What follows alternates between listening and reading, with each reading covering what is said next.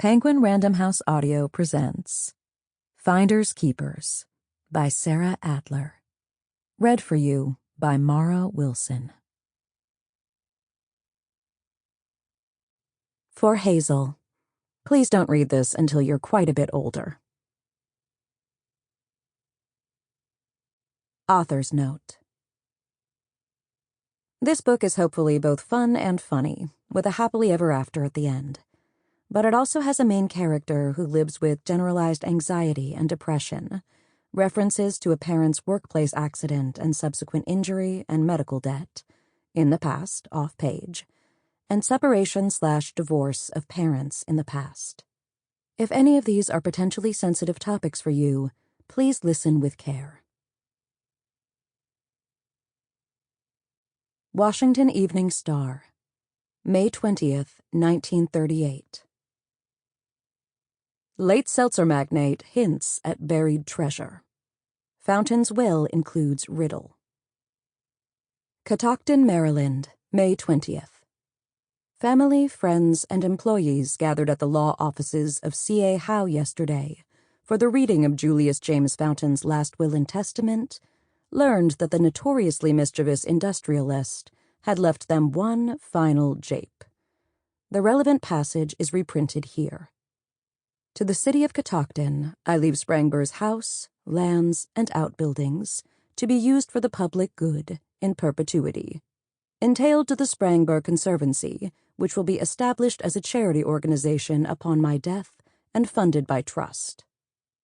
To Isolde Fountain Bouchard, my beloved niece, I leave $500,000 and all of the material possessions housed at Sprangber that are visible. One item of immense value and currently hidden, i.e., buried, disguised, covered, or otherwise shielded from the naked eye, somewhere on my estate, shall be the rightful property of whoever is first to discover its whereabouts. Clue. Stiff of spine, body pale, you shall find what you seek beneath the wail. Former secretary to the late Mr. Fountain, Miss Louisa Warman, says that the unconventional bequest is in character for the man she worked for until last July, though she is less certain whether it is intended to be a true hunt or a practical joke. Julius would have found both options to be quite amusing, Miss Warman stated. She went on to say that she did not intend to take it seriously herself. Mr. Fountain was the founder and president of Fountain Seltzer, one of the largest beverage companies in the nation. Mr. Howe remembered his client in a short eulogy before the reading as an esteemed member of our community, renowned as much for his idiosyncratic sense of humor and imagination as for his sharp business acumen. Mr. Fountain died at his home, Sprangber Castle, last Monday, age 83. Chapter 1. Given all the change I've had foisted upon me recently, it's nice to find that Mr. Farina's naked torso is pretty much the same as I remember.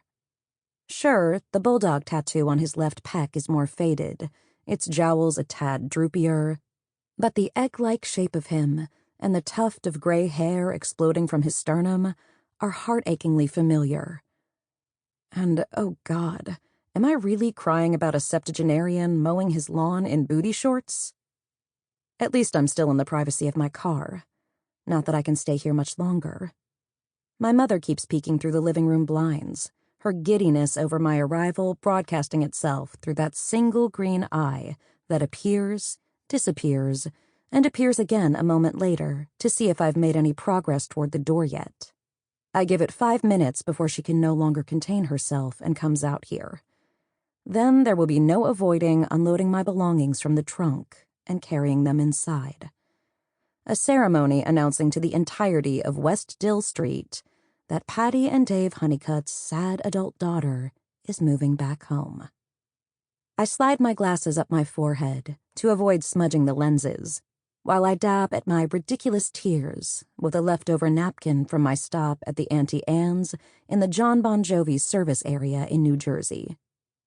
4 hours ago, I was shoveling pretzel nuggets into my mouth between agitatedly whispering to a nearby pillar plastered with the photo of the Travel Plaza's namesake and the quote, "It's okay to map out your future, but do it in pencil," that it could go fuck itself. Which might have been a little harsh. It's not like it's John Bon Jovi's fault that I lost my job, boyfriend, and apartment all in the span of approximately 72 hours. But did he really need to rub it in? Across West Dill, Mr. Farina and his push mower come to a stop at the edge of his front lawn. He spots me as I'm adjusting my glasses back into place and gives a friendly wave. I wave back so as not to be impolite, but quickly redirect my attention to the symmetrical 2-story brick duplex where I grew up in hopes it will discourage him from coming over to say hello. Small talk is not exactly something I'm up for at the moment. Mom's eye has returned, now joined by her nose and a corner of her mouth as she pushes the blinds further askew in her eagerness. The voice of my therapist back in Massachusetts pops into my head, asking, "What is the best outcome here? The worst? The most likely?" Best would be that I make it inside without anyone, other than Mr. Farina and my mother, noticing me. And also, maybe I find a winning lottery ticket on the sidewalk. Worst would be that, while walking from my car, a plane engine falls on my head, and the headline reads something like, "Woman Donnie Darkoed while moving back into her childhood home," thereby broadcasting my shame to the entire world. And the most likely is that a passerby sees me hauling my belongings inside, thinks, "Oh, she must be staying a while," and then immediately stops caring because, really, why should they? Time to bite the bullet, I suppose. Or face the plane engine. I open the door and get out, my body unsteady after spending so many hours in the driver's seat. A few quick stretches work out the worst of the kinks, but I still feel tight everywhere. I grab my purse, then close the door and head for the trunk, and the many bags and boxes I stuffed inside of it, before leaving Boston in my rearview mirror early this morning. That's when I see movement on the porch of the mirror image house conjoined with my parents's. There's a man there, slowly pacing back and forth. I'm not sure how I didn't notice him before, unless he only just came from inside. He's fairly tall, pale, with brown side-parted hair and rounded cheeks that prevent his strong jaw and aquiline nose from giving him too severe a look. He appears to be close to my age, somewhere in his early to mid-30s. Mom mentioned that the Singhs moved out last month, so it's possible this guy is the new tenant. Or maybe he's from the property management company that's been taking care of the house since Mr. Bell left in '09. Could even be a real estate agent, I guess, if the place is finally going to be put on the market. That would explain why he looks like a Brooks Brothers mannequin come to life, in his well-tailored navy suit, white dress shirt, and light blue tie. Whoever he is, I have even less desire to chat with him than I do Mr. Farina. At least Mr. Farina has already seen me in all sorts of embarrassing states since I was a small child, including my baffling and ill-advised 8th grade glam rock phase. He probably wouldn't even register my stained sweatshirt, unwashed hair, and puffy eyes as particularly notable. But this guy pacing the porch of 304 West Dill and I have not established that sort of rapport. The only thing worse than hitting rock bottom would be having to advertise the fact to a handsome, professionally dressed stranger. No thank you. So I do the only thing I can think to do under the circumstances. Squat down and hide behind my car.